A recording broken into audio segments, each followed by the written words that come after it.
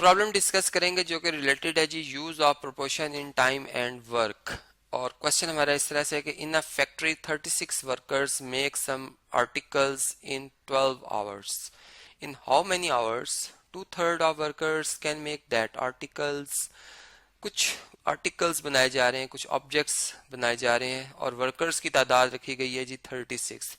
तो वो इससे इन आर्टिकल्स को 12 आवर्स में कंप्लीट कर लेते हैं, बना लेते हैं। ठीक है, अब वो ये कह रहे हैं कि अगर जो है वो वर्कर्स की तादाद 2/3 कर दी जाए, ठीक है, जो कि 24 बनती है, अभी मैं इसे कैलकुलेट करके बताऊंगा। तो फिर ये बताना है कि ये आर्टिकल जो सेम आर्टिकल्स हैं ये कितनी देर में बन जाएंगे, इन हाउ मैनी आवर्स। ठीक है जी, तो यहाँ पर हम ऐसा करते हैं कि सबसे पहले एक हेडिंग बनाते हैं।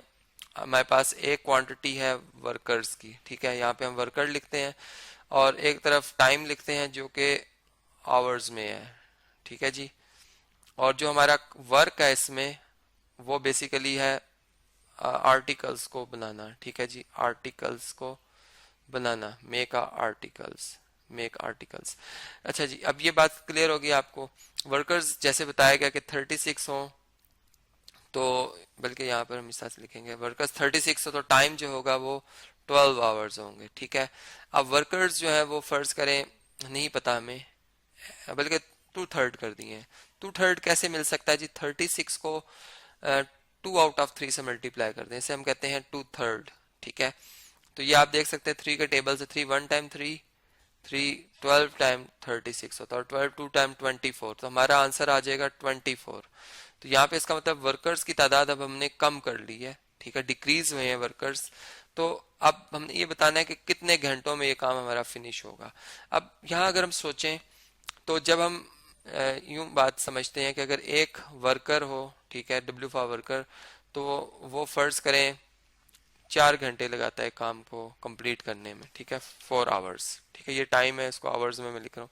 और अगर 2 बंदे होंगे तो वो यही काम उससे हाफ आवर में, मतलब 4 के बजाय 2 घंटों में कर लेंगे। ठीक है, और अगर 4 बंदे होंगे तो ये काम 1 घंटे में कर लेंगे। ठीक है, और मतलब ये भी साथ में कि वो काम इस नोयत का हो कि 4 बंदे इंडिविजुअल काम कर सकें। तो देखें, इसका मतलब कि जब हम बंदों की तादाद घटाएंगे तो हमारे टाइम जो है वो बढ़ जाएगा, क्योंकि देखें जब मैं बंदों की तादाद बढ़ा रहा था तो टाइम मेरा जो है वो कम से कम होता जा रहा था। तो इसका मतलब इनमें आपस में जो रिलेशन वो इनवर्स का है कि एक क्वांटिटी में अगर डिक्रीज आया तो दूसरी में इंक्रीज आएगा। ये इंक्रीज है, ठीक है, और ये क्या है जी? ये डिक्रीज है। और अगर इनकी रेशियो लेकर इनको बराबर कर दिया जाए तो इसे हम कहेंगे इनवर्स प्रोपोर्शन। ठीक है, मतलब 36 की अगर रेशियो 24 से हम ले रहे हैं और दूसरी तरफ हम इसे कनेक्ट करके x की रेशियो 12 से ले लें तो ये इनवर्स प्रोपोर्शन है। अब इसको सॉल्व करने के लिए हम लॉ ऑफ प्रोपोर्शन यूज कर लेते हैं, जिसमें कि प्रोडक्ट ऑफ मीन्स और प्रोडक्ट ऑफ एक्सट्रीम्स जो है वो बराबर होते हैं। ठीक है जी, तो ये हम लिख देते हैं, ये मीन्स है और ये एक्सट्रीम्स है। ठीक है जी, तो इनका प्रोडक्ट ले लेते हैं, जैसे 12 और 36 मल्टीप्लाई होंगे, ये है प्रोडक्ट ऑफ एक्सट्रीम्स। और दूसरी तरफ जो है प्रोडक्ट ऑफ मीन्स ले लेते हैं, जिसमें कि x और 24 आ रहा है। अब x को बिल्कुल सेपरेट करने के लिए, x की वैल्यू फाइंड करने के लिए हम ऐसा करते हैं कि 24 का मल्टीप्लिकेटिव इनवर्स 1/24 से मल्टीप्लाई कर दें, या दोनों तरफ 24 से डिवाइड कर दें, यहाँ भी 24 से, यहाँ भी 24 से डिवाइड करें। तो देखें 24 1 टाइम 24, 24 1 टाइम 24, 12 1 टाइम 12, 12 2 टाइम 24, और फिर यहाँ से 2 1 टाइम 2 2 2 1 टाइम 2 और 2 8 टाइम 16, तो ये 18 आ गया। इसका मतलब कि जो हमारे पास x है वो 18 आ गया। और हम कह सकते हैं कि 2/3 ऑफ वर्कर्स जो हैं वो यही वर्क जो है वो कितने आवर्स में कंप्लीट कर लेंगे?